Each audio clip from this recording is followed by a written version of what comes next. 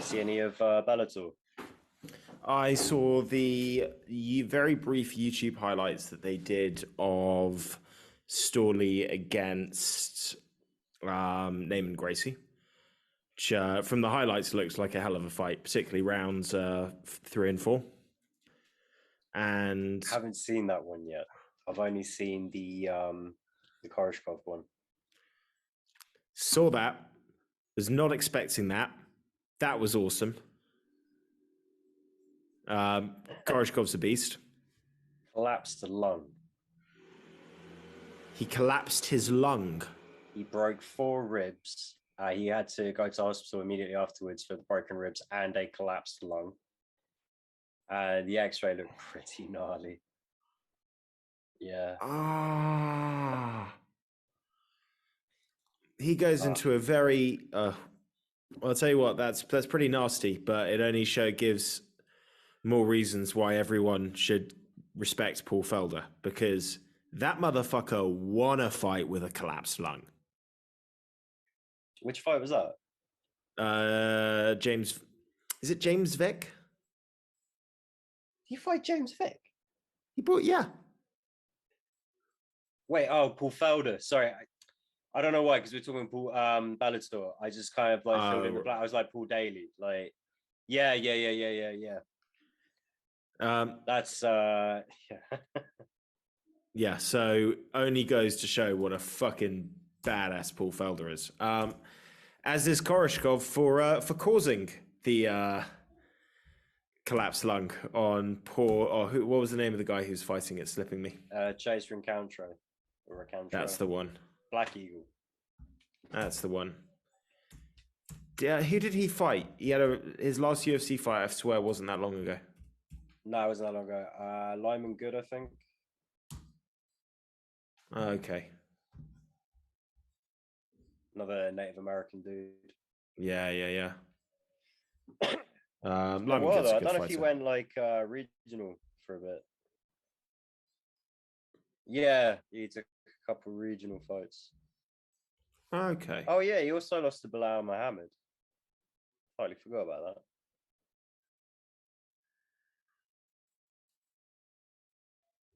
Yeah, we can touch on some Bellator. Did you see any of the Kell Brook versus Amir Khan in the boxing, the grudge match? No, I know who won, but that's it. Like, I've got to be honest. I don't know what, 5 years ago, I would have cared. I don't know. It's not like, I don't know if it was a shit fight or not. I imagine it's probably a pretty good fight. Kell Brook finished him in the 6th, right? TKO. It wasn't a. In reality, Amir Khan was having his ass kicked for the vast majority of the fight. You could tell. I mean, Amir Khan was faster. You could definitely tell he was faster. But every time Kell Brook landed anything significant, it was wobbling him. How old are they now? That's the other fact. They're both mid-30s at least. I think Khan's 35, and I think Kell Brook is, I mean, give or take a year or so, he'll be around that point. And I think this is the real shame, is both guys didn't look at this fight when they had titles and when they were in their prime and when they're a bit more relevant. There's been this kind of feeling of, we've had this grudge match there for 20 years. We're just going to sit on it until the very end of your careers, when there's literally no other meaningful fight that we can find for you guys. Then we're going to book it. What was Amir Khan's fight before this? The one out in UAE, right? And then before that was the Nutshot one. I mean, he hasn't... Yeah, against Terence Crawford. Yeah, there's not a lot of reasons to be excited, in my opinion, for an Amir Khan fight. And Kell, I kind of love, but just end of his career, right? It should be. Should be the end for both. I think this is going to get Kell Brook a couple more fights. But for Amir Khan... I thought, didn't he get a good payday on the Golovkin one? Who, Kell Brook? Yeah. Probably, yeah. But I mean, when you're fighting at 36, you're not just thinking about getting some decent money in. It's kind of, right, let's try and get the lot in. Let's get enough to cover life.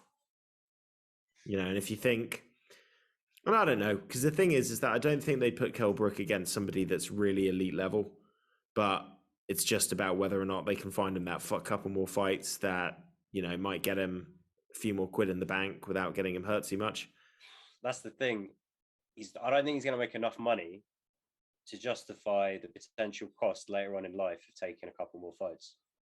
And I don't just mean like figuratively, I mean literally the expense of, your mind turning to mush 10 years sooner, of potential increased hospital bills or like assisted living care, shit like that.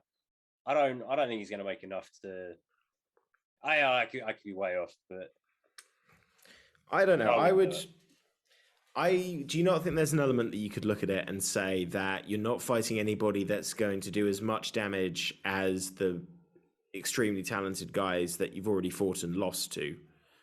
And really, what's a couple more drops of Ribena? A couple more drops of Ribena.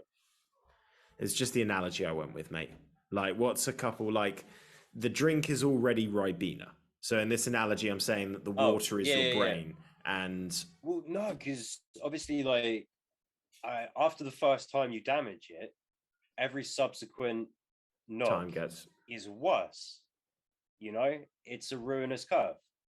So at this point, any bad concussion he gets, or any serious kind of like gets his orbital fractured again, gets his jaw all fucked up, it's all kind of worse. But the cognitive like issue, like the brain damage, it's like if you don't take those fights, you can if you stop on your own terms, you get to cut out the worst part of your career. Like Chaz Skelly. You literally get to like, okay, I've understood this is probably as much money as I can make before I have to pivot to coaching, TV work, or in the case of Chaz, roofing. And I get to do what I wanted to do, make some money doing it, make a name for myself, make a legacy. And now I can also have that last part of my life that I didn't think I was necessarily going to get. I can understand when like it's like a middling journeyman combat sports athlete that literally has nothing else going on for him and no reason to stop. But like, if you made like your biggest paydays like a while ago, like more than 1 or 2 fights ago, then for fuck's sake, the Amir Khan will make sense. I think that was a great fight for him to take. But like, I hate weighing in and judging on it, right? Because like, who the fuck am I to say? I'm not a doctor. I'm not a boxer. I'm not an MMA athlete. But it genuinely kind of unsettles me and I feel a bit uncomfortable. I feel bad for Mike Perry, but I saw the highlights from his fight, and that looked like a pretty good fucking fight. See, I have a totally different issue with bare knuckle boxing because I don't think you literally can't hit somebody as hard as consistently when you're not wearing wraps and gloves. It's really just the tissue damage that gets to me a little. This is just cutting, and you see guys' faces afterwards. It's like, even if they haven't taken too much damage, you don't need that many bare knuckles to hit your face before it's going to cut it up pretty nasty. Perry and Lane did take some damage, and I know Lane threw a few hard ones, but Mike Perry's left hand was like a fucking balloon. It was like he was wearing a hand, like a glove designed to look like a bare hand. Those boys fucking went for it. The highlights are pretty good. He dropped Lane 2 or 3 times. I think it was 3 times. Yeah. Oh no, 2. One was a slip. Lane caught him with a fucking nice one that had him on shaky legs for half a second. There's one other difference though with bare knuckle boxing, and it's going to be the one thing that I think kind of makes it a little bit less nasty on that side. It's 5 2-minute rounds. It is not a long fight. Well, I agree with you about taking less damage, apart from like all the scar tissue and other potential problems with having a lot of blood. So asphyxiating blood in the eyes, things like that. But generally speaking, they don't hit as hard. But I don't know if that was true for the Perry Lane fight, because I only saw the highlights. They looked like some fucking, like they were just sitting down on those punches. There was no fucks given.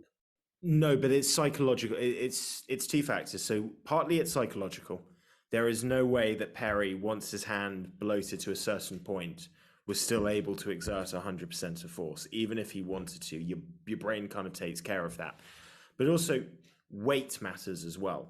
Your bare hands weigh less than they do when they're wrapped and gloved. And even though that's padding, it still is extra weight that can be then multiplied into force in a longer contest where you get hit longer. Like, however bad that fight was, that was effectively a 3-round fight in boxing. I know they did 1 extra minute, but they also got more breaks. So you're just not in there for the same length of time. Like, one of the reasons why you get so many, I mean, there's a whole reason why boxing has had so many bad sort of issues with brain damage and, you know, people getting punch drunk. But one of the factors is that it's a fucking, like, fights are shorter than they used to be. It's 12 rounds. It used to be like 15. 15 was a 45-minute fight where all you're doing is punching each other. There's no grappling. There's no floor maneuvers. You know, when it started, there were no limits. It was just, you kept going until there was a knockout. There were like records of like fights going on like 100-something rounds. And the other thing with boxing is that you, without having the legs as a target and without having your legs as weapons, way more headshots. Like, obviously it's a thing of boxers try and teach, and good boxers will work the body. But you've only got up here to work with, and you only got 2 hands. So you are going to take a lot of punches to the face. Whereas even if you absorb the same number of strikes in MMA, it's likely that those are going to be proportioned more across all of your body, if that makes sense. Yeah, I don't know how much the glove weight really plays a factor, because obviously, like when you think about power hitters, they do tend to have like bigger hands and everything. But there's like, I think one of the good things about bigger hands means that in principle, obviously, the smaller your hand is, the greater PSI you would be able to generate. But the truth is, you're not hitting that perfectly clean through like the core of like your sort of forearm, like perfectly through that line. So having the bigger hands means that you catch more often. But I mean, like with bigger weight gloves, equates to like softer sparring sessions and stuff, you know. The weight really kind of reflects just how much padding's there. And with guys like Lane and Perry, who fucking suck as boxers and have no defense, having like your guard be that much smaller because you haven't got like the whole glove to parry with. And like when you got your guard up, they haven't got to work around a glove. They've literally just got to slip in behind like your thumb, basically. In that fight, I know it's just a 3-round fight. I've only seen the highlights, but it did look pretty fucking good. I don't know that they would have taken more damage if they'd done more rounds with gloves on, because it looked like they fucking went for it. True. It's still a shorter fight. And what I would say to certainly agree with you is that the shots Chad Mendes put, I can't remember who he's fighting, but knocked his opponent down with. Yeah. Those were some nasty shots. But I'll tell you what, man, you compare the boxing skill of Chad Mendes on display compared to Mike Perry, it's chalk and cheese. Like, Chad Mendes can box. And against, in this bare knuckle, against a guy who... The way he was throwing those shots, like that finishing sequence, that was some kind of sloppy work from him, if you think kind of defensively. It's the sort of thing that works well in MMA, because you can change levels. And you also, like, you're more mindful of getting kneed or kicked in the face, so you don't mind kind of putting it out there for a check hook. But honestly, I was kind of watching it, I was like, yeah, that's why you're not an actual boxer. Like, you need to be fighting people that, if they did have any real talent or ability, wouldn't really go near bare knuckle. They get lured into bare knuckle because, one, they're tough as all hell, not as technically sound, but they can make a decent payday there. I don't know the dude that he fought, and I don't want to shit all over him, but I thought it was pretty sloppy the way he came in there at the end. And I didn't really feel too bad for the guy losing the fight when you kind of just make it that easy for Chad. Chad had knocked him down 3 times before. I think he's allowed to get, I think he sensed that he knew what he was dealing with. I was impressed with Chad. And why is everyone going to bare knuckle? Because this is a new company. i.e., they are massively overpaying for lower level stars, lower level talent. That is the reason guys are going, is because fuck it, I'm not fighting the best of the best. I'm not the best of the best, but they're still paying me hundreds of thousands in Page's case, couple mil per fight. And it's 10 minutes of my life. It's not going to last. Like this guy, what's his name? Feldman or something? Is it Dave Feldman? The guy who runs it? He started it? He's got all the ambition in the world, and you can tell he's trying to make it something, and he's trying to make it its own thing. I just don't know. They've got to. I don't think their model's going to work long term, because I don't think they're bringing in enough money, and I think they're paying a lot of people too much, particularly getting sort of like Asian UFC MMA guys involved. Yeah, well, I mean, I can't even tell you who the main event was, and it was their champion fighting, making like his fourth or fifth defense. You know, that was the headliner, and all I really knew is that you had Julian Lane, Mike Perry, and Chad Mendes fighting. Was Thiago Alves on the card as well? Maybe. He might have been on a different one, but I'm in the same boat as you, mate. I only watch the highlights of the people I recognise, which is the whole reason that they signed them. But I just don't know if it's going to be enough. I only saw I think those highlights get posted in our MMA because they're ex-MMA guys. So yeah, I think they were hoping when they signed Page that they were going to get a marketable fighter that's in their prime that could have done well and been a champ for them and kind of, you know, been a bit of a pallbearer and sort of, you know, brand ambassador, if you will, in that position. And obviously, I think, you know, I don't think Paige showed up 100% committed. I think she's making money from other sides, probably thought it wasn't going to be that difficult. She's really, really tough, but if you take away her kicking game, her hands are pretty rudimentary. Like, I never really thought it was going to be a good idea. I was just like, yeah, she's super fucking tough. Why not? She can do what she wants. But I don't think anyone really thought, oh yeah, she's going to come in and like mop the floor with these girls because she came from a big organization. I think she did though. Doing that? I feel like inevitably she's going to go to like Bellator, or maybe like PFL or one. But no, wait, no, we're not PFL. They only go as low as fucking. I think if she starts making serious money from her other sides of the business, I don't know how much motivational reason there'd be to fight. No, you're literally. We started this conversation talking about whether or not Kell Brook should retire and avoid the damage, and I'm not saying Paige has taken anywhere near that kind of stuff, but it's not like she hasn't got options after her MMA career finishes. Yeah, you know, it's also, just about like, her husband. Boyfriend or husband? I can't remember, but husband. Her husband's gonna. I don't think he's gonna win, but he's fighting for the title this weekend. I think Moose is gonna take him down and fucking batter him, but neither here nor there. We're gonna find out. I do not back him to win that fight, but listen, he's still undefeated, man. You don't actually know if he can lose. That's what John about Bellator, though. They do a good job of that. It's not like they necessarily protect guys, but they do a very good job of building you up, giving you winnable fights every time out. And then, you know, like with AJ McKee, it's like, oh shit, and he can just beat fucking everyone in the division. You know, it doesn't always pan out that way.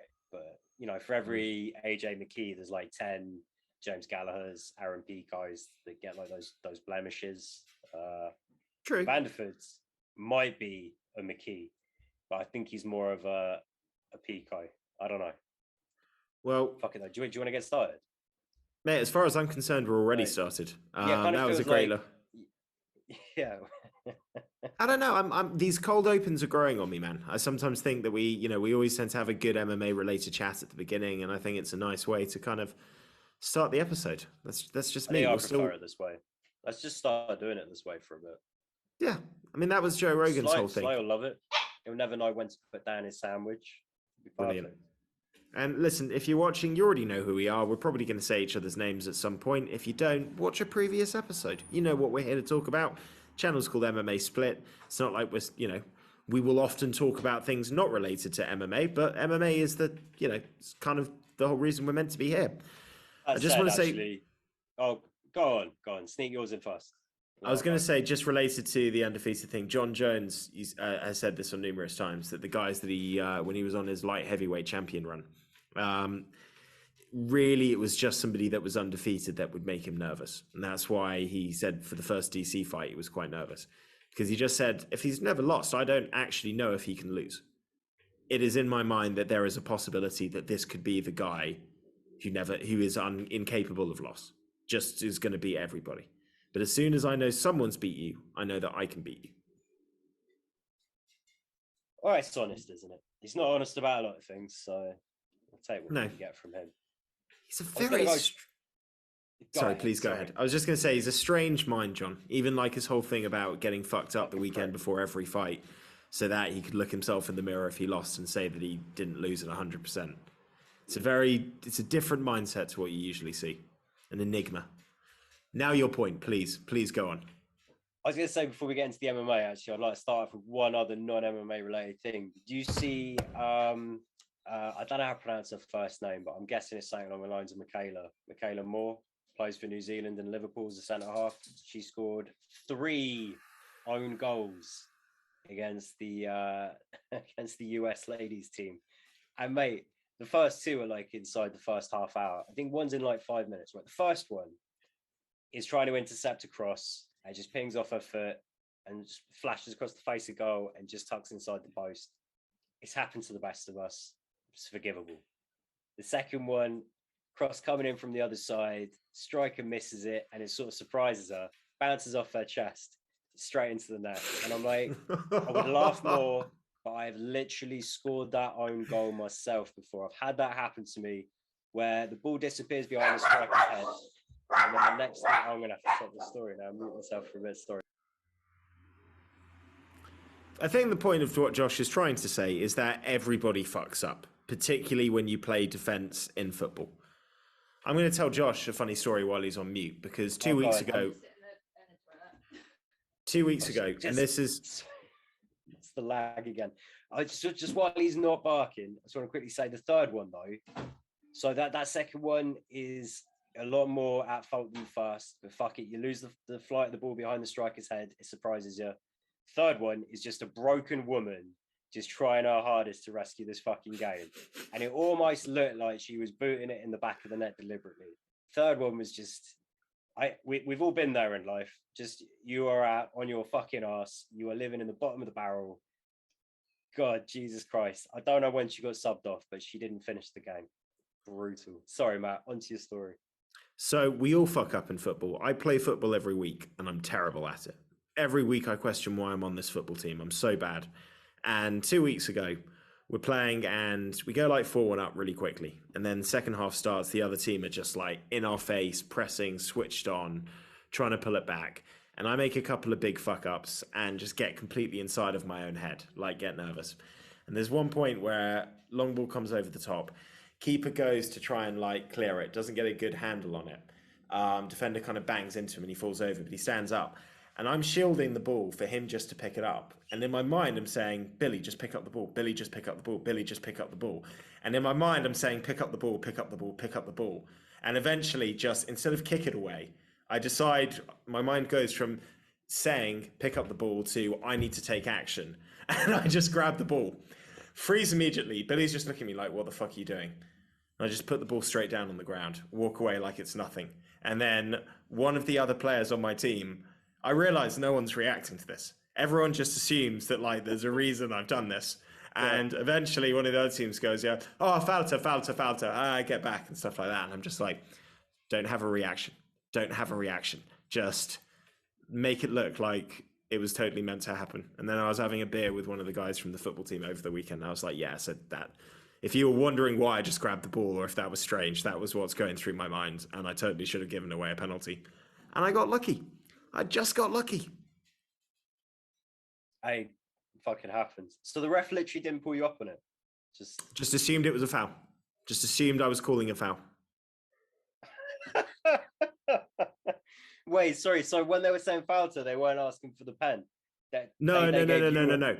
One of the other teammates was saying to his other teammate, it's a foul, like, get back, it's their ball.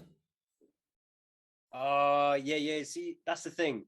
You read the situation, and if you're the guy that calls them back, I've often been in that position.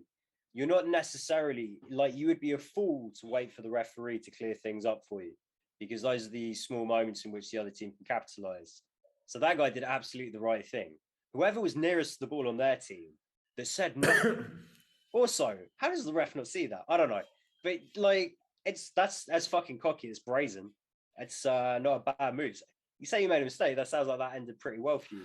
No. I made a big mistake grabbing the ball. It was just the fact that rather than be like, what the fuck have I done? I just decided to do nothing. See, Yeah, I am neither a fight or a flight. I am a freeze and wait for information. That is me. I'm the fucking mouse that you find in the corner. I just freeze. Just don't move. Don't move. Don't taking move. notes. Taking notes. Let's assess the situation here.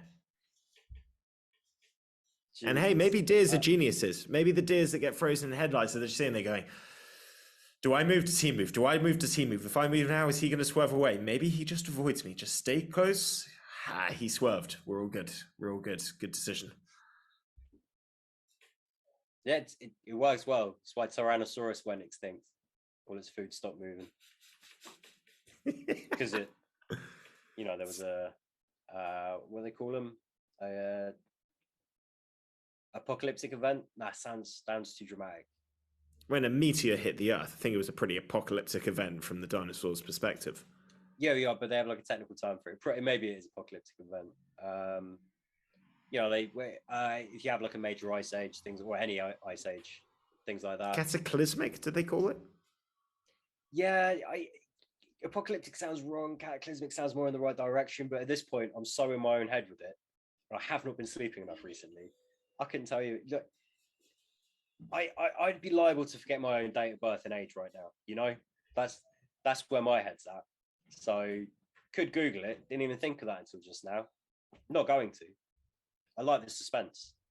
Well, for anybody who watches this, please leave in the comments what the correct word is for a world-ending apocalyptic event. Is it cataclysmic? Let us know.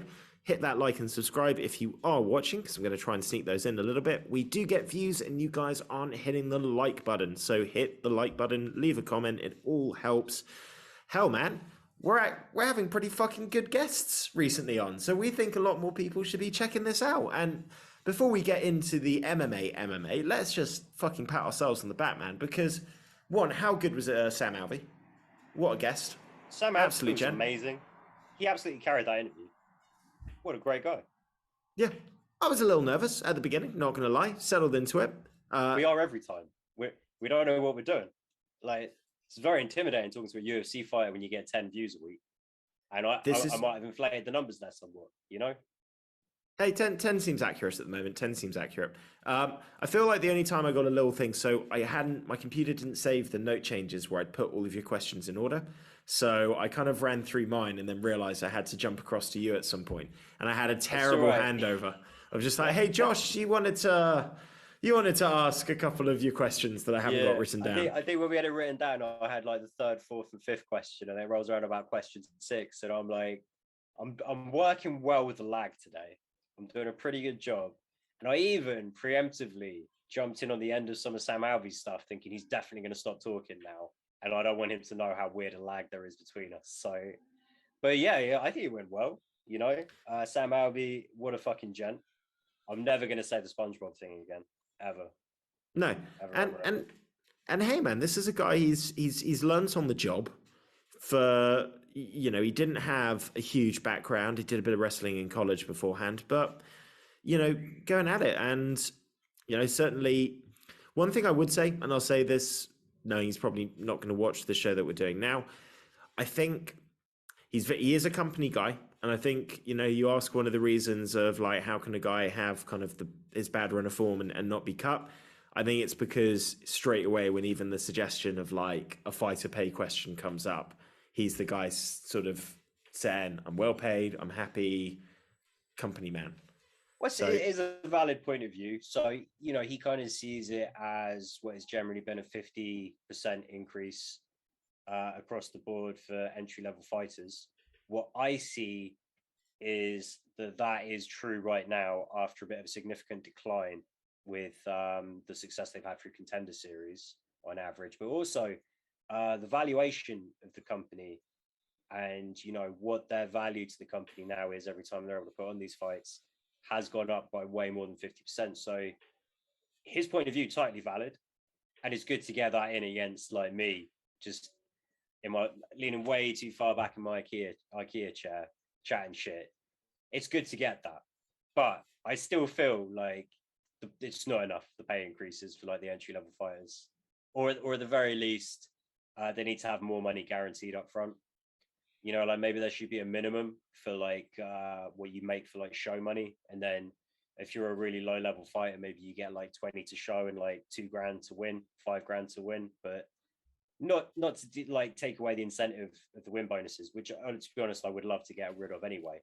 Obviously, You're they thinking want to fucking get a finish, but you still keep an incentive and a desire to get a winning result, but you don't make it a necessity of you earning your decent pay.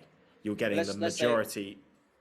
So once you get over, say, 20 grand. So if you're on, or if you're on 20 to show, 20 to win, fine, 20 to show, 20 to win. And I'm pulling this number arbitrarily out of the air, but I do kind of feel like this is around about where it should be. But if you would have been on 15 and 15, then you should actually be on 20-10. And if you were on 10-10, then you're just on 20 flat. Because you shouldn't have people going home with like $5,000 or $10,000, because after the training and the travel and the health costs and everything, they're not making enough money to live to the next, pay all their bills, pay all their food, pay all their rent to the next fight. It's way too common a story to have fighters talking about how their coaches like reached out for them and fed them and let them sleep on the sofa early on in their career because they knew at some point they'd get to this stage. Even Jamal Hill said that, right? So Jamal Hill's got 6 kids as well. He has got mouths to feed. Yeah, man, all these people have got fucking lives. You can't, it's not like you just paid for the camp and, you know, and whatever accommodation you need and your training partners for like 2-3 months, and then just try and take a fight after every like camp pretty much. Everyone's got a life. Some people live to work, but the vast majority of us work to live. And yeah, it just needs to be more when you factor in basically the proportion of profits that goes to the athletes is the bottom of the pile compared to all the other major organizations and other combat sports. It's laughable. And this is like the premier one. This is like, I'd say UFC is more popular in most countries than boxing right now, which definitely wasn't the case, 5-10 years ago. So these 50% increases for me aren't enough, but it's great to get Sam's opinion from the other side and be like, well, yeah, it's a 50% increase. No one necessarily saw that coming. Well, I think also it's an element of, he started his professional career in 2008. I think he said he was earning like $2,000 and $2,000. So obviously relative, he's made progress. And I'd imagine, being a kind of a company guy, Dana seems to have a good opinion of him. He can certainly have his moments. He's had some big wins. And I'd imagine that he's probably on a decent pay that he's happy with. That's covering everything that he needs with savings and all the rest. And he has a feeling that he's got a level of job consistency and security. Or has had, obviously, you don't win 8 fights. There's going to be, you're going to be nervous about it, but certainly across his career in the UFC. So obviously from his perspective, I think he's viewing things, and absolutely fairly, that, I'm happy with my pay. I think things are going in a good direction. I agree with you on it should be like $20,000 you get, no questions asked. Because the other argument I'd say it's just like, what, you don't think that a guy who's starting out and having his UFC debut isn't motivated to win? Yeah. You don't think, and with the state of judging as it is, everybody is motivated to finish or at least be fucking dominant. No one's trying to coast by on the smallest of margins because nobody trusts the judges. True. I mean, obviously that's more in performance bonus, but certainly the win bonus, just getting that. That was kind of the idea behind the win bonuses, was to incentivize finishers. that might as well have been the UFC's mantra. Well, to be honest, always with Dana White, he has dialed it back a little bit these days, but don't leave it in the judge's hands. Okay. You could literally edit together every time he said that. And I bet that would run for years. Just every time he said that, like in front of a camera, you'd have a decade's worth of footage, no doubt. Do you think he'd still say that if the judging was better? I don't know, because obviously he loves boxing.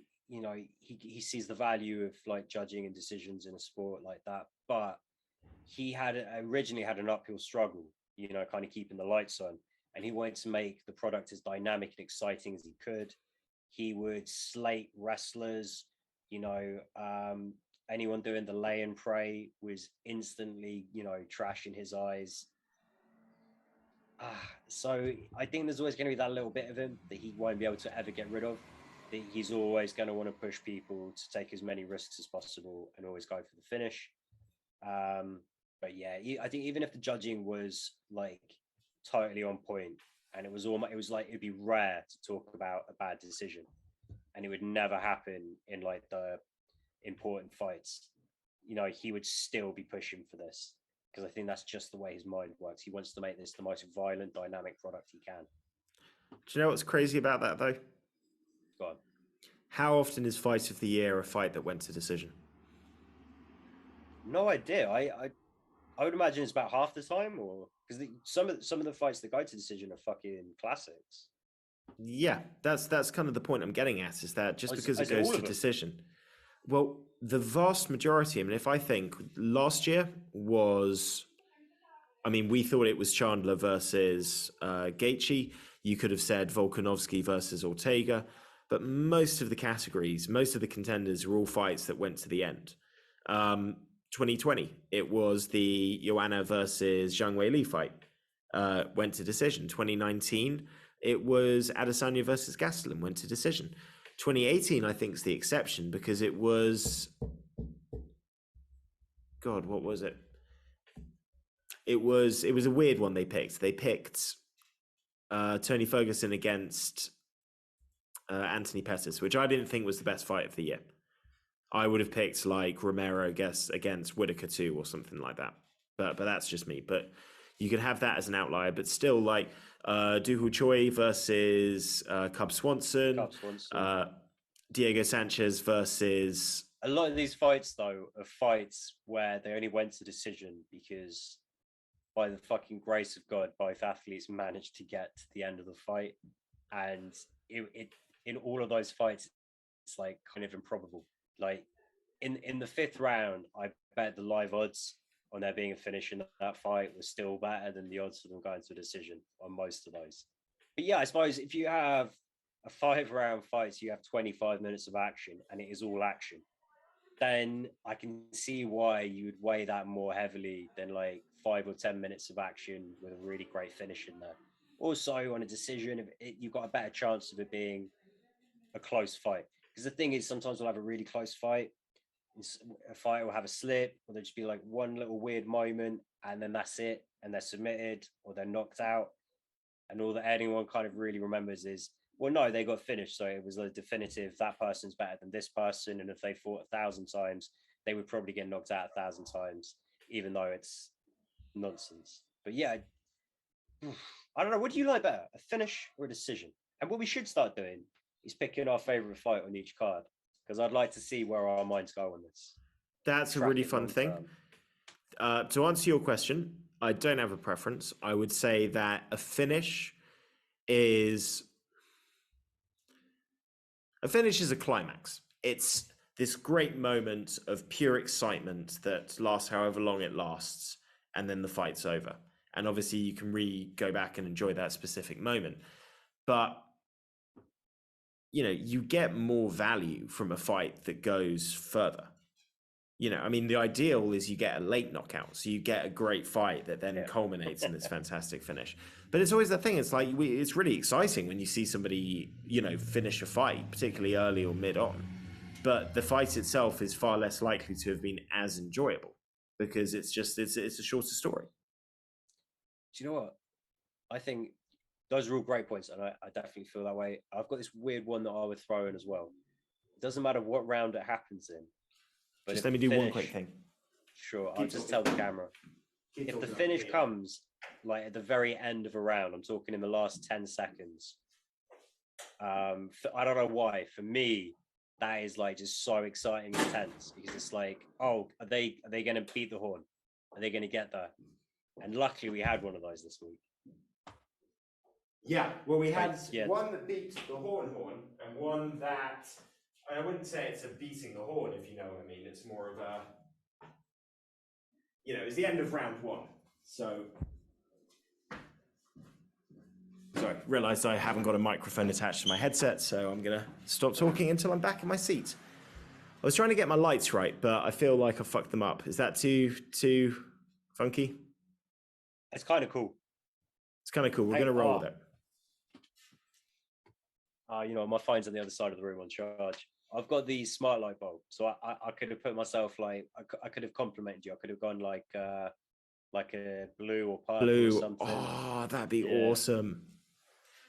Yeah, I think maybe that's too much. I like it for what it's worth. I don't know why. I had the lights really well done when we did Sam Alvey interview, and I don't know why, but I just don't feel like they feels too bright, like a kind of not good bright. Fuck it, we got 10 views at the moment. Nobody cares. Let's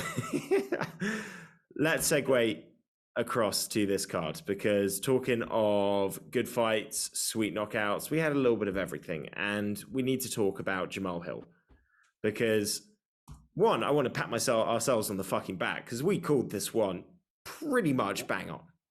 Bro, we called a lot of these fights. I mean, we were pretty close on that. I can't remember which ones we were split on, but you must have done pretty fucking well on the picks as well. I had my fuck ups. I had my losses. So I think you might. How are you on methods though, man? I got 5 methods right on this one. Did I say Daukaus by submission? I can't remember, but I feel I did. I'm not sure. We'll see if it comes down to that. But let's start at the top, because our boy Jamal Hill, he had his son, who I thought it was his only son, turns out to be one of 6 children that he has. So fuck me, start getting that money, mate. Dressed like an absolute fucking little G. Had the suit and the glasses. Did you see the post-fight press conference? I didn't know. I saw little snippets of it, so I've seen him dressed up. I haven't seen his kid dressed up too. Oh, dude, he was sitting next to him at the press conference. They were in little like matching suits. His suit was white. His kid's suit was black. It's fucking adorable. Sick, nice with that Brett Morin joke. Like, they're not going to know if I'm your dad or if you're my tiny business partner. Like, and adorable as well. The kid apparently didn't watch the actual fight, so he kind of stepped out because he was feeling awkward and a bit scared. And then he saw his dad won and was just like, wow. But it was a very sweet moment. Jamal Hill is fucking good, man. Everyone needs to wake the fuck up. His only loss is Paul Craig, and Paul Craig's a fucking beast on the ground. And I think Jamal Hill had a little ego in that fight as well. I think there was a feeling of like, I've got a black belt of jiu-jitsu. I can go to the ground with this guy. It was a very sudden one, you know? Like, I'm not taking anything away from Craig, but like for Hill, like, it's like, you know, it goes so quick. It's not even a case of defending it or tapping, like his arm snaps. So I don't want to say it's like a fluke one or a freak one, but it's not like, again, it's you make a simple little mistake, shit goes sideways about as bad as it can go, and all people remember is you were definitively beaten. But you know, he is fucking exciting. He is tearing up. I'm gonna let you get back to it. Sorry, I don't know why I want to take shine off Paul Craig. He's our boy. Yeah. Back to what I was saying. Jamal Hill had a lot to contend with in this fight, because whatever you say about Johnny Walker, 6'6", 82-inch reach, huge for the division, and dynamic, explosive, powerful. And I got to be honest, I was actually really impressed with elements of what I was seeing from Johnny Walker early on, because there were a couple of combinations he threw where he mixed in like a spinning back fist and then followed it up with a straight and a hook. And I was looking at it thinking, fuck me. Like, if that's the Johnny Walker that we can get, that's a dangerous guy, man. You know, setting things up, using the creativity and effective combinations. But All it took was Jamal Hill, and Jamal Hill was kind of struggling early on because the left hand was getting avoided, the right hook was getting avoided by Walker, and obviously with that power, the trying to set up that high, right head kick, which was only getting blocked with one hand, completely fucked up Jamal's left arm. The swelling on that thing was fucking crazy, but he made an adjustment, man. He switches into orthodox, times it perfectly, slips at the right time, and lands a monster punch. I mean, the way that Johnny Walker fell, it was over. He gets that one more shot to make sure, but you just couldn't have landed it any better. Just right on the side, temple, top of the cranium. Yeah. Function shut off. Jamal Hill marches on. And it's so crazy, man. Do you not feel with Johnny Walker, though, that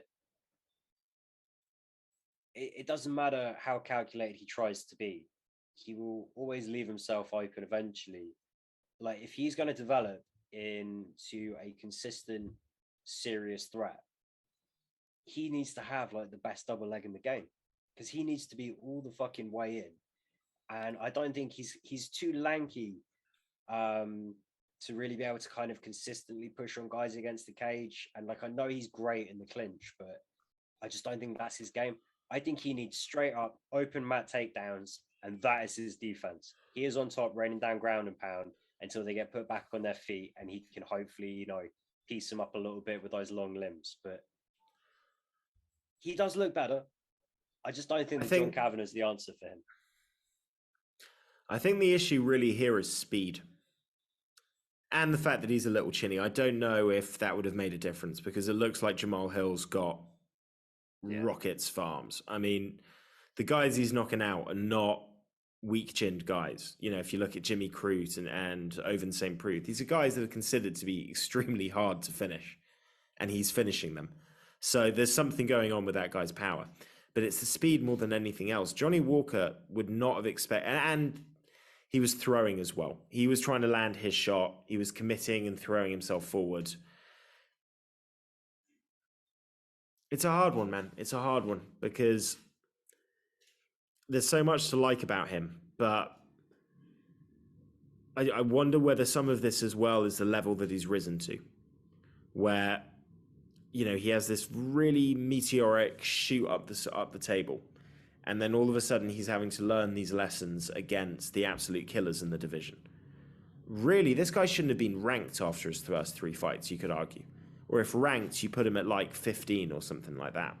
And I'm not taking anything away from Misha Serkinov, but like, do we really think that Misha Serkinov was a fair representation of a top 15 fighter in the light heavyweight division?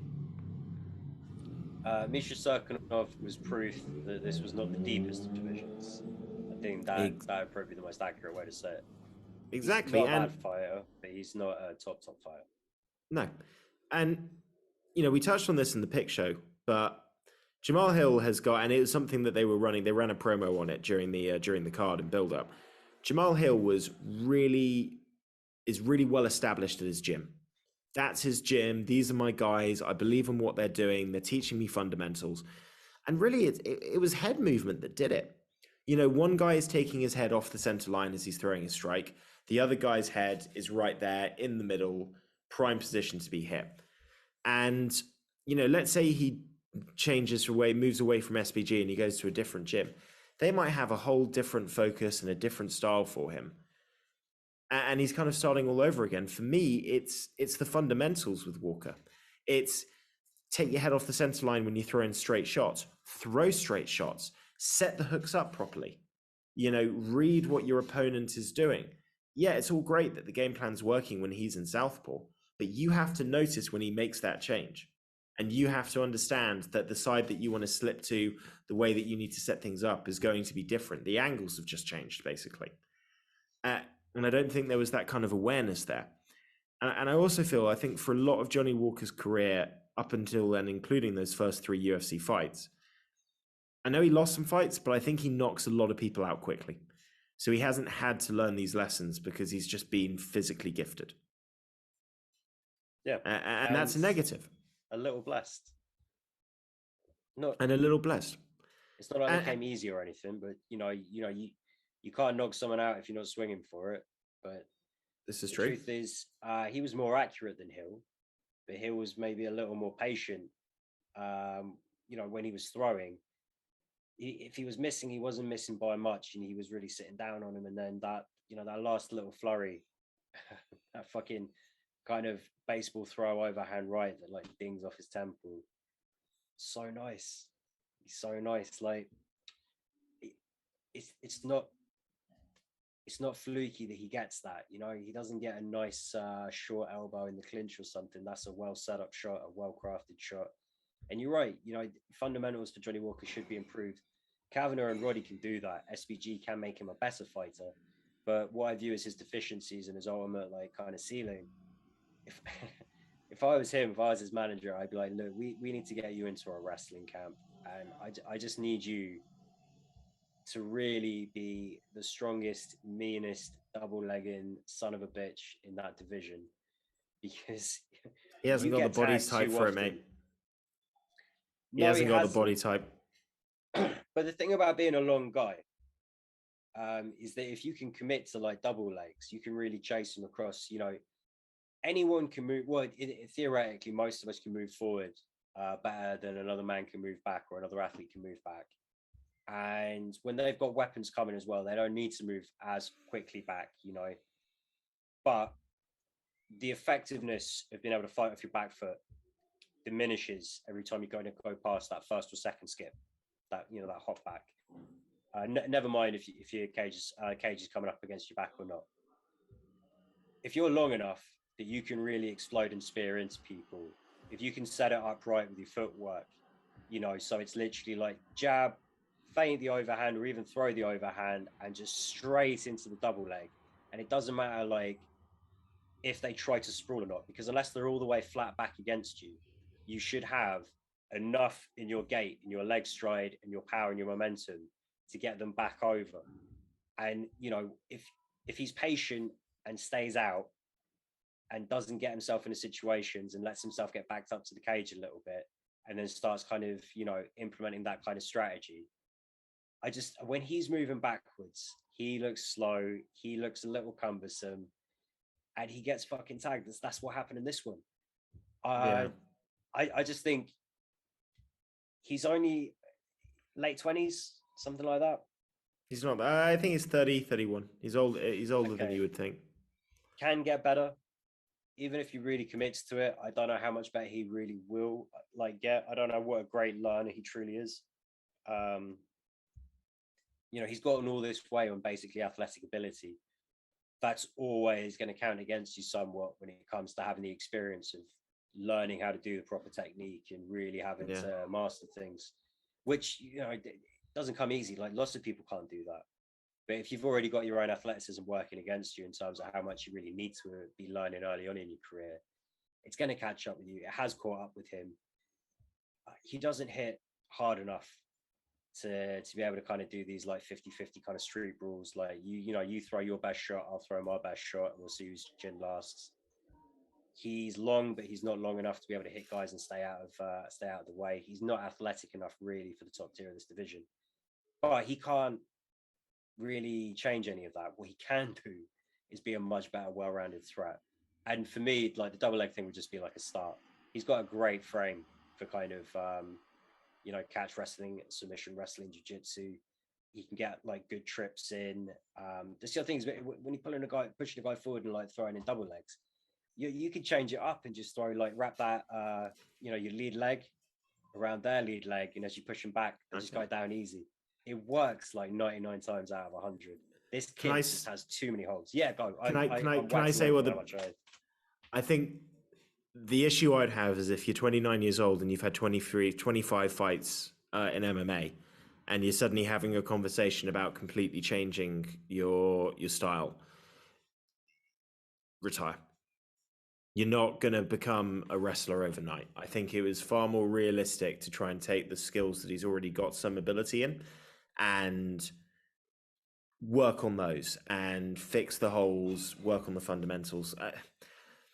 Wrestling's not easy, man. Like, he could spend 5 years working just wrestling, and he might not be good enough for that to be his main thing in the UFC. To train everything in wrestling.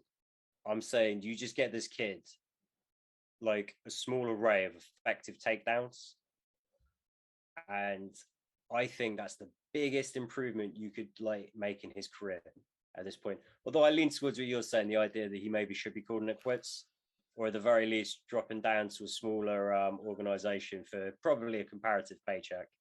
I can't remember when he came in. I don't think he's on awful money. No, and I think he got a new contract before the Corey Anderson fight when they were he was in full hype and they were thinking about title shots and all the rest. So we'll find out. We'll find out what happens. It's a rough journey from back now because that's 4 losses out of 5. All the hype is gone. I wouldn't mind seeing him fight an unranked guy, to be honest. Really give him somebody low down because Jamal Hill, I am going to put him in that category now along with Ankalaev, young guys shooting up this rankings who are going to be the title challengers not too far away from today. Yuri Prochaska is obviously much further along in that trajectory, but I would include him as this other kind of like younger up and coming guy that we're seeing just tear through the opposition that he's been put in front of. And it makes light heavyweight interesting and competitive, but Johnny Walker is not in that top 12, and I don't know if it would work out well for him fighting guys in that top 12. Let him get a real bounce back fight, because I mean, even I didn't think Thiago Santos is the same fighter, but it's not like the guy's had any sort of easy steps. You know, he had the Ryan Spann win, and then he's straight in fighting Maretta, and then even after losing that fight, they're putting him against. You know, obviously we don't know how the fight. If he's on the same money that he re-signed for the Corey Anderson fight, like extended him on, then that's why he's getting pushed for it. You know, they want bang for that buck. If they can't build him, they will build other people off of him. But also, guys like Yuri Prochaska and Ankalaev already, not in a way that maybe is relevant for sort of casual MMA fans, but those two guys had also fought some serious names and, you know, put some good work in before coming into the UFC. With Jamal Hill, it was a little bit more kind of unheralded. But yeah, man, Johnny Walker, like, this kid had a golden fucking ticket. And unfortunately, sometimes you get found out a little later on. You know, like Darren Till got found out a little later on. He had a few more things kind of go his way beforehand. Johnny, it's an unforgiving division. What I would say though is, I wouldn't say necessarily like it's a division where a good double leg wouldn't do him a world of fucking good. It's just my 2 cents. I get your point. We're gonna move on from this because we're giving far too much attention to Johnny Walker. The point is he's got shit to work on. He never should have been ranked as high. Hill far more deserving of that top 10 spot, and onwards and upwards for that guy. Nothing that I don't think that guy can't do. Little fact, been training MMA 4 years. 4 years with no previous martial arts experience. Kind of shows. Kind of shows. Now, wait, sorry, you talking about Walker or Hill? Hill. Oh, I was gonna say Walker, like shows, but okay. Did mean like 4 years before the UFC. No. All right, yeah, no, Hill. Well, Hill kind of is like a bit of a Deontay Wilder, you know. Just got that super fast punch that just fucking knocks people out. Obviously Deontay Wilder in a very specific skill set. So like the disparity between him and the people that have been doing it since, you know, they were little ones really is fucking vast. Whereas with Hill, it's people with lots of mixed skill sets, and frankly, he's already kind of a good all-round threat. So, man, what a great fucking guy. I'm glad he got the main event. I'm glad he got a big highlight win. Made the most of it. There's going to be more main events in his future. Let's talk about this co-main event. Let's talk about Carl Daukaus. I mean, really, sorry, Jamie Pickett, but you could have hung on for one more second there to get into round 2. Did you read what happened? I don't know. Did he say it in the prep? I don't know if he was at the post-fight. His tongue got caught in his teeth or something. And the reason he tapped is he had stocks. He thought his tongue was going to tear. And I'm like, oh, do you know what? if you're about to tear my tongue off. Yeah, I'll give you that. Yeah, I might be ready to tap. I might stop Um, thinking about how many seconds are left. I'm squeamish. Daukaus looked, yeah, still really impressive from Daukaus. Put the squeeze on, made sure he got it. Always play up until the ref pulls you off, until you get the buzzer. And generally, I thought a really impressive performance from him, dealing with a very physically powerful guy, not the guy who was meant to fight. You know, he's having to adjust to a short notice replacement. Catch All weight. credit, catch weight. All credit to Daukaus on the performance. Man, take lessons, fighters, from this guy's post-fight interview on how not to give yourself anything, basically. You do not, if you want to give 2 divisions down, like, yeah, that made no sense. And the other thing is, if you want to give yourself a new nickname, you've got to make me believe that this is your nickname. You can't be like, hey, so like Tony Ferguson, you guys kind of called him the Dark Knight. I think I've either got the same or maybe I've got more than him now. So I'd like it if I could be the Dark Knight. It's like, no, you jump on the mic and you just go, I've got the most Darces in UFC history. From this day forward, I am the motherfucking Dark Knight. Yeah. Sorry for swearing, because he apologizes for swearing. Take control of your octagon, Gotham. Exactly. Exactly. Yeah. Exactly. That's the only criticism.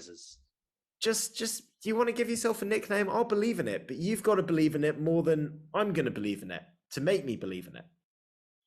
Well, okay, here's my theory on Carl Daukaus is, he comes into the UFC at the same time as brother. Yeah. Everyone fucking loves his brother. He's getting behind his brother. So excited for everything his brother's doing. And he just keeps having these weird moments, like there's like the Holland fight. And then after this Holland fight wasn't his fault. No. I'm not saying any of it's his fault, really. But then, like, at the end of this fight, it feels like he has to appeal to, like, Harb. Like, that was, like, he tapped. He definitely tapped, right? And then everyone's like, when he's celebrating the victory, the commentary team are like, is it the next round? What's going on? Surely that was after the bell. And, the guy just doesn't always really get a fair shake of it. He's getting people are little brothering the fuck out of him in terms of the respect he's getting. And honestly, I don't think his brother's kind of a very interesting special fighter. He's got a good skill set, but it's nowhere near as... I don't see as much potential, no fault of his. He has these weird fucking moments, no fault of his. And then, I don't know, like, maybe it's just playing on his mind. So by the time he gets on the microphone, he had all this shit planned out, and it just fucking blurbs out, word vomit. Well, listen, he's not paid to talk, he's paid to fight.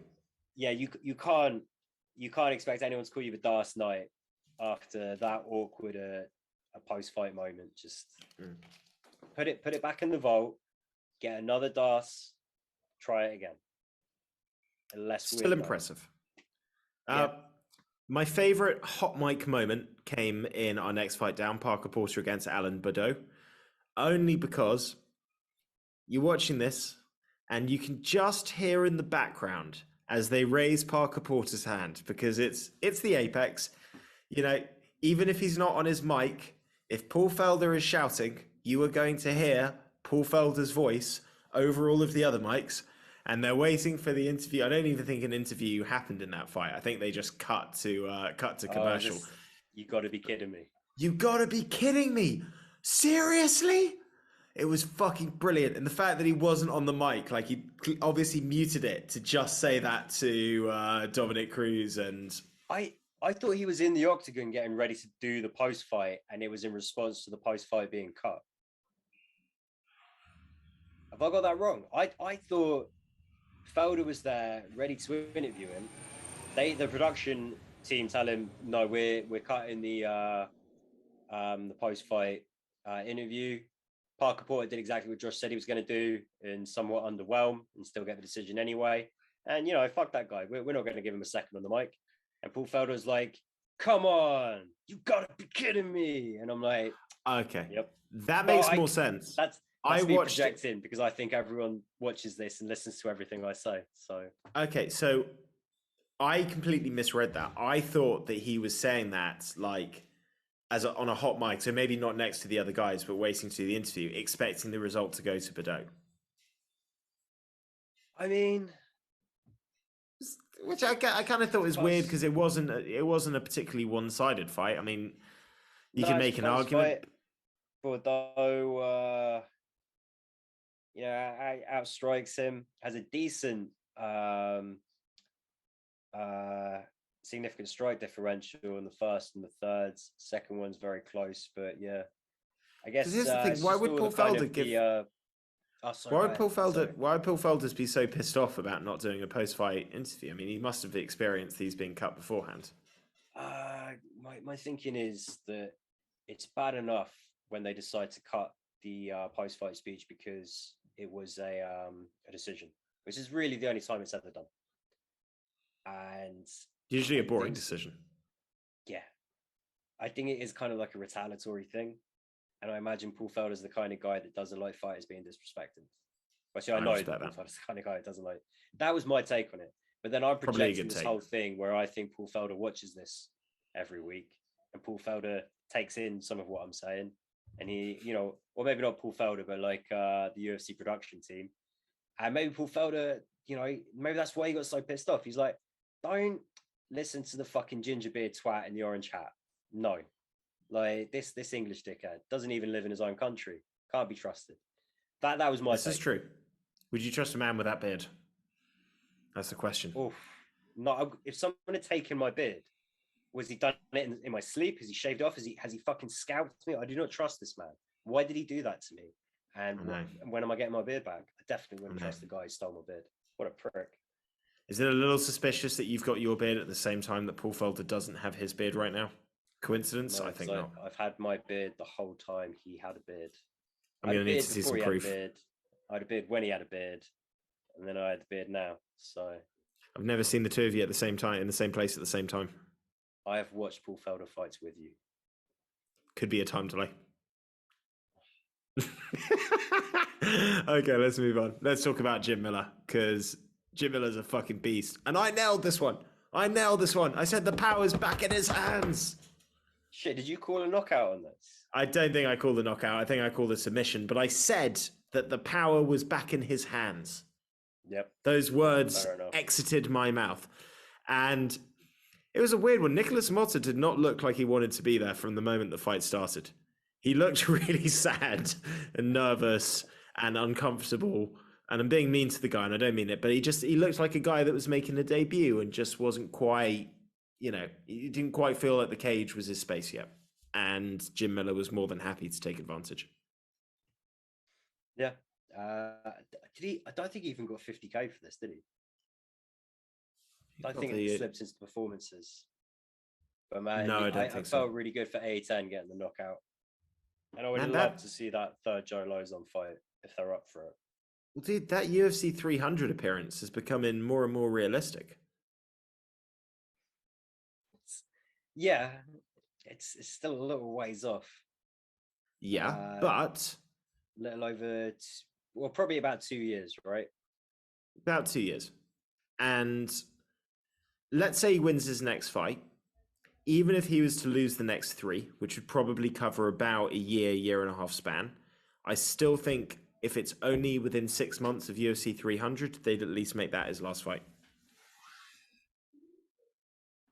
I think if he'd lost his last fight in this fight, I think they might have thought about cutting him before UFC 300. But the fact that he can still beat young, talented guys, the fact he's knocking them out now, fuck man, guy doesn't have to go anywhere he doesn't want to. And Cerrone's records, a couple of them I think Jim Miller might get. Oh yeah, that's it. Fucking Sanko jinxed this one. She was like, could potentially go second all time in submissions. And then it was like, okay, he's definitely not going to win by submission today then. Thanks. Still won by finish. But man, he's got some records that he could still end up getting. We will see. Okay, let's talk about, I don't know if this was my favorite fight. This was my most anticipated fight that ended up going nothing like how I expected it to. But I was so proud of Joaquin Buckley for basically flipping the script, man. Turned into a takedown machine. Well, you kind of had to. It was a great game plan for a guy like Al Hassan. And I love that Buckley kind of respected that. He went, this guy does what I do well. So let him fail doing that while I game plan around it. You know, it's like getting to fight yourself and assuming that yourself is too stupid to factor in that you're definitely going to change something. But it was beautiful.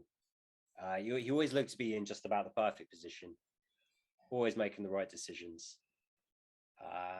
I'd like to say cardio could have been a little better, but it's kind of difficult fighting a guy with heavy hands because everything's a bit more tense, movements become a bit more exaggerated, and frankly, once you get tagged, you're swinging back as hard as you can every now and again. So I really love the sequence at the end, just the two of them kind of lying on the mat. I think Buckley's reaching over like, no, come on, like acknowledge me. Just two little best friends sitting in a fucking field looking at the daisies and whatnot. Perfect. That was a great moment. Their stare down was a great moment. Buckley got him a card. This is his birthday.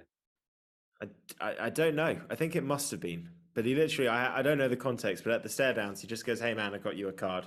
He's like, oh, thanks, man. And they shake hands. He's like, still going to knock you out though. So there was good. They didn't, but he won the fight. There was good respect. And in terms of the conditioning, it's something we talk about. Wrestling fitness is different from striking fitness. And obviously he had a good game plan, but it's not necessarily what his body is best conditioned to do. I just think it's great to see a guy that you could easily view as one-dimensional, adding strings to his bow, working with a game plan, and showing that he's got other ways to win. And that makes me think that he could certainly reach a higher level in the UFC than just being the knockout guy. So did you agree with the split decision, by the way? I didn't give Al Hassan that first round. I didn't really see that. I thought it was close, but I thought that Buckley won the first two, and I thought Hassan won the third round. Yeah, I didn't think it. I was surprised it was a split. I thought it was pretty obvious. Yeah, I didn't think he won the first. His coaches didn't think he won the first. He didn't look like he thought he won the first.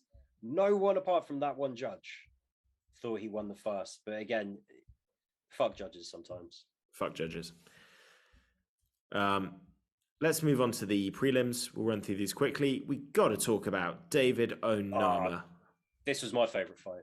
Yeah, I'd agree with you. I'm going favorite fight on this one as well. It's got everything. Gabriel Benitez comes out looking so sharp.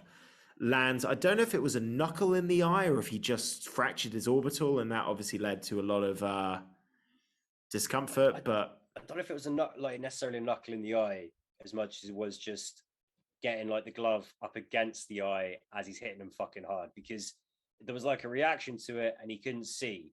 But from what he was describing, it sounded more like swelling, closing things up. Like, he was right back in there. He understood he wasn't going to get any time for that. That wasn't an illegal. I've never seen somebody struggling like that at that early point in the round, not get it stopped and be able to survive like he did. I mean, I thought it's over. And he just found a way to grit through. And I mean, you talk about power. The moment that he started just going for it and he hurt and he rocked Gabriel Benitez once, he just didn't let off the hook. That finishing sequence was so nasty. That's smelling blood in the water. That's how you go for it. And man, he was dinged up as well from the kicks. Like, we talk about Mowgli's kicks quite a bit, but you could really hear him in the apex. It was like the loudest thing all night was those fucking low kicks. He was so sharp for 2 minutes. He was just... I didn't think he had a chance of losing it, but... This is what he does, though. Well, also there was a power discrepancy. He gets into these technical brawls and he doesn't make enough when he's got them at the right distance to land the body kick. He's a little gun shy on it because he almost doesn't want to get taken down, get it caught, get countered.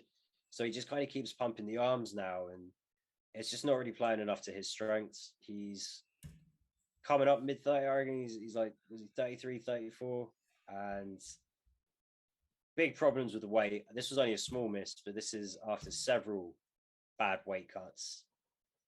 Shit, 33. The guy's not going to... 33, yeah, the guy's not going to fare well at 55. I love this guy, but it's kind of the story of this card. I wonder how many people are going to get cut off the back of this one. I think if Walker is on big money, he's a fucking he's on the liability. Yeah, potentially. Gabriel Nices is at risk. Al Hassan. I don't think they cut Al Hassan. This is I think again this is like 4 or 5 that he's lost.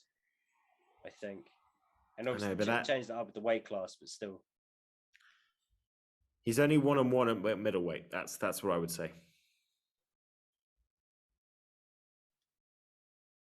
I don't know. A lot of it depends on what. I don't think he's on great money, and I don't know. Obviously, that guy had a lot of shit to have to deal with the false allegations made against him and having to lose a lot of time to that. I would always be happy for Al Hassan if you got to make a bit of a payday somewhere else for a bit. Let's see what happens. The cuts haven't been announced. Let's not jump to any conclusions. Jumping to conclusions is what got me an incorrect pick for Jessica Rose Clark against Stephanie Egger. Didn't give Stephanie any credit.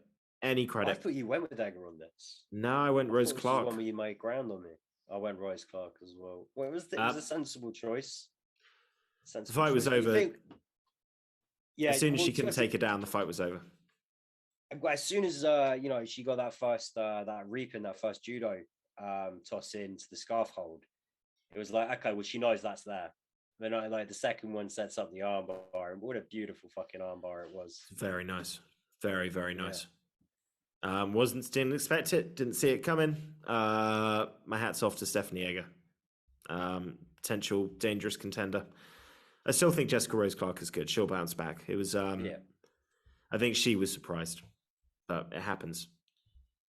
Chaz Skelly. We did not talk about this on the pick show, but apparently it's not officially his retirement fight, but it's like might be almost, if you're really in shit and there's nobody else and it's like an interesting fight, I might pop back for like a Hail Mary or something like that. But like treat it like exciting fight falls apart and he's got enough time to make weight and he's going to get points on it or something. And we'll fucking jump back in. But I think Rufin sounds like a pretty nice retirement plan. Hey, he's got a very sensible retirement plan. His head screwed on, very realistic, and he gets to go out on a pretty fucking sick knockout as well, man. Yeah, I didn't see that coming. I did not see that coming, but he set it up well, and I love what he said. He super respectful guy, so he only just allowed this brief moment, and he didn't rub it in the post-fight. But as soon as it goes over, apparently the other guys, Stragel's coaches, were saying, he's got soft punches. He doesn't hide. He's just like, how my soft punches now? Yeah, I love that he, went and explained it to like the commentary team as well. They were like, yeah, what did he just say? What was he saying? He comes over, he's like, what I was saying was this, and this is why I said it. And then that was it, just left it. But I love the fact that he then, when they're asking him about it on the mic, he's just like, now it'd be disrespectful for me to talk about. It's just like, it wasn't disrespectful a minute ago. But I suppose he gets to look good. Great to see him go off. You want to talk about guys that have had a rough shake in their career. Chaz Skelly, injuries, setbacks, the fight where Jamal Emmers didn't turn up. And he still didn't get his win bonus. Yeah, I think he will be missed. It's going to be a lot more lucrative. But consistent. A lot more consistent. Oh, no, man. If you have something like this, if you're working a trade and you've got a good cash flow to start with, you can take on nice jobs and that. The real big thing is trying to get the contracts and the float in place. You can make serious fucking money contracting like that. Roofing's tough work, but it's lucrative work, even if you're just working for someone else. So running his own firm and having the profile he's got and having the good sense to plug it on a UFC show. Yeah, I think he's going to do very well. I think he's probably going to be making the same, if not more money overall. Hey, and he's not getting. He's definitely going to be making more money overall because he's not going to be paying all the travel, the coaching, everything. Like, this guy's going to be making more money. He's not punched in the face. Well, you don't know. Sometimes people get upset. Trade to trade. This is true. Let's run through these last 4 fights a bit more quickly. So Daniela Belbita, I picked her to beat Gloria De Palma. It's Gloria De Paula. I think Diana got a little carried away. I think she felt like the first round was going pretty well. She entered a comfort zone, and while she was just coasting, Gloria De Paula was making adjustments and doing everything she can to get the win. And I thought she deserved it at the end. Close fight, but I thought she deserved it. Yeah. I have no problem with the decision other than the fact it went against my pick.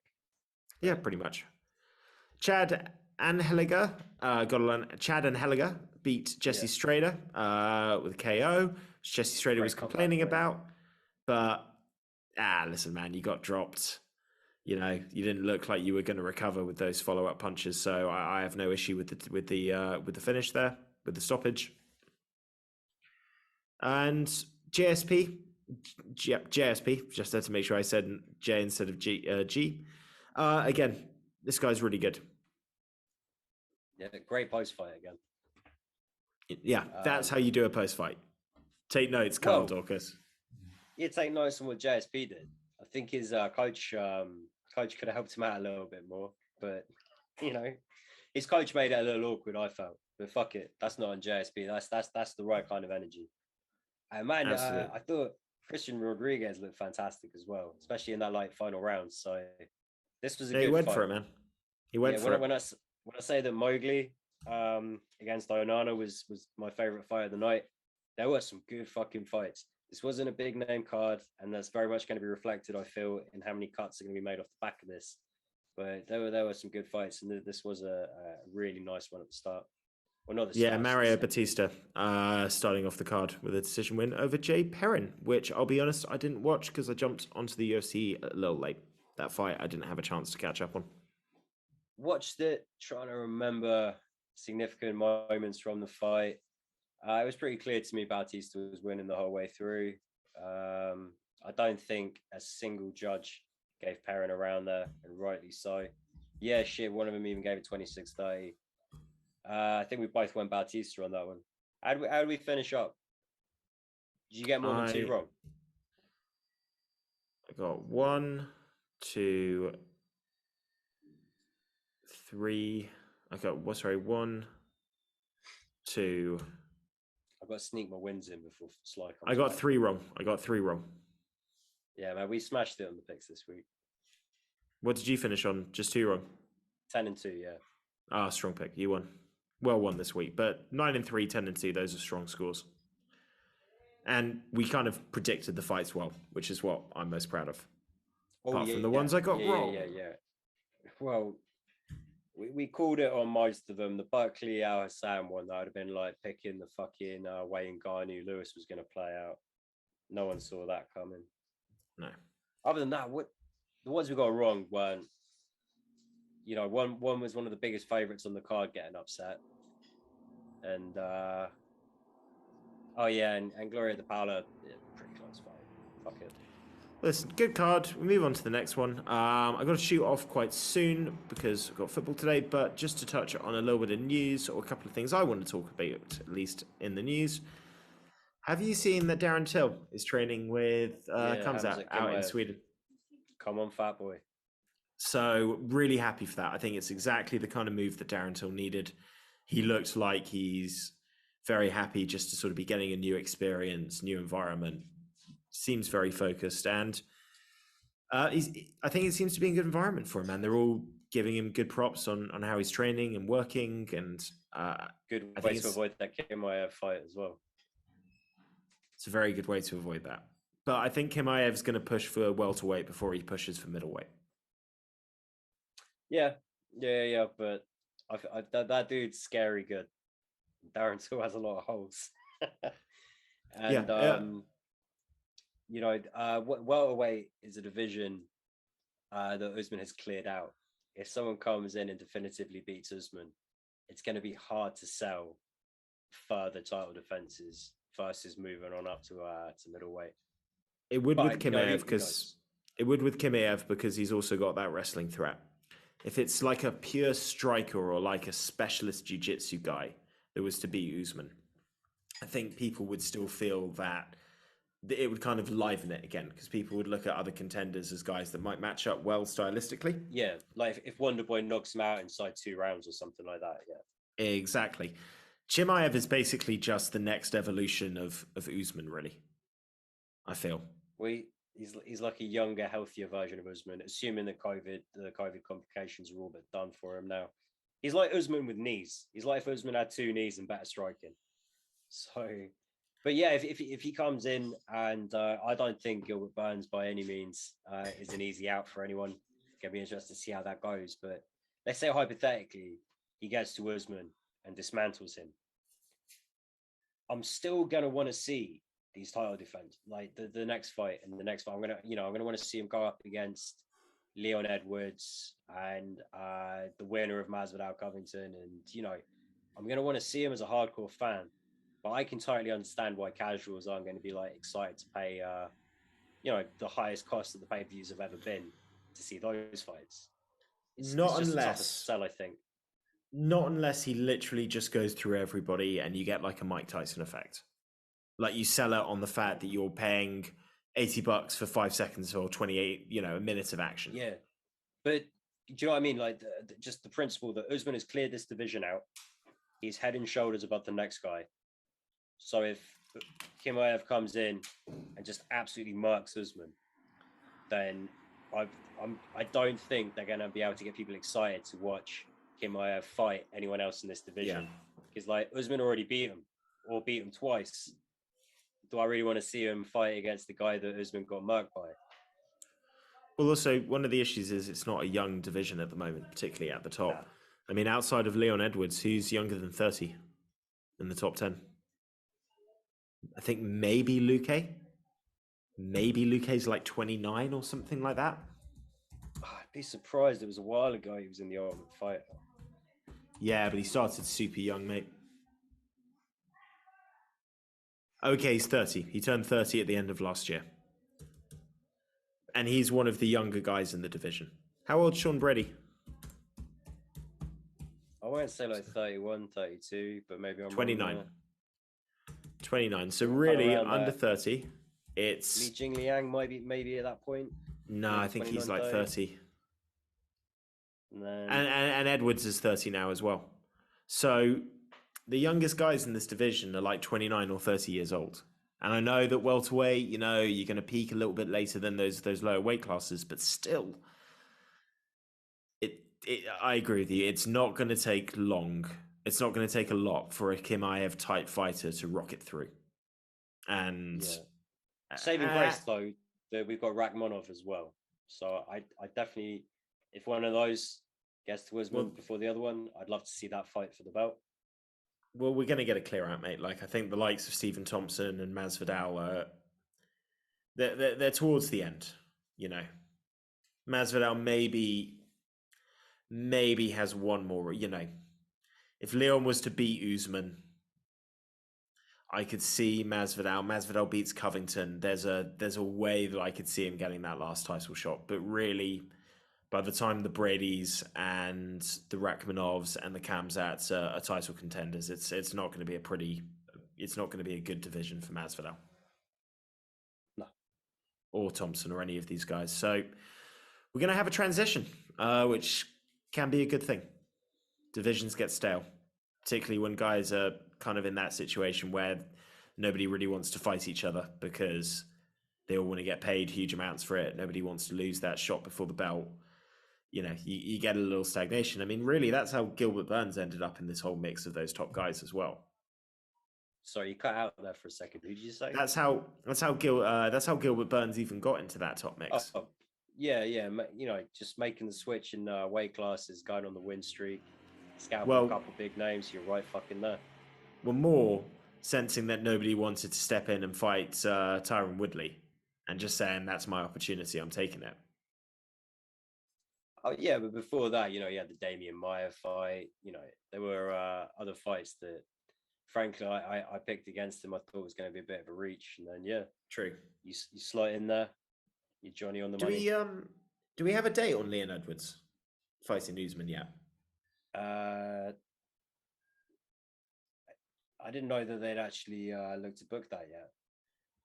No, I don't think they have. Shit, it's not confirmed, but it's confirmed without being confirmed. That's the next fight for both of the guys. They just haven't signed the contract and worked out the event it's going to be on yet. Yeah, and how bad they want to try and fuck Edwards out of some money because he's just not their guy. Yeah. I'd love it if he won, though. Not just because he's English, but just to see the UFC shit themselves. Yeah. And we touched on Bellator already in what is going to make it into the episode. I'm going to assume now. So Correct. yeah, nice. Do you want to do picks this week for any of Bellator? We can include that. Let me know. Let me know on text, and we'll work out whether we do the whole card or whether we do just a few select fights. Is Sly back this week? Next week. Let's do the main card. Let's not worry about the prelims, because Okay. if you think it's hard going through Contender Series fighters, Bellator, some of the prelims fights, you will struggle to find any highlights or anything of. It's going to be tough, but for the main card, it'll be fucking good. I can roll with that. On that note, man, I'm going to have to make a hard exit, unfortunately, so we'll call it a show for now. Everybody, thanks for watching. Like and subscribe, as mentioned before. Tune in for the pick show later this week. And as always, bye Dave, bye Laura, bye Trifo. Bye Laurie, bye Dave.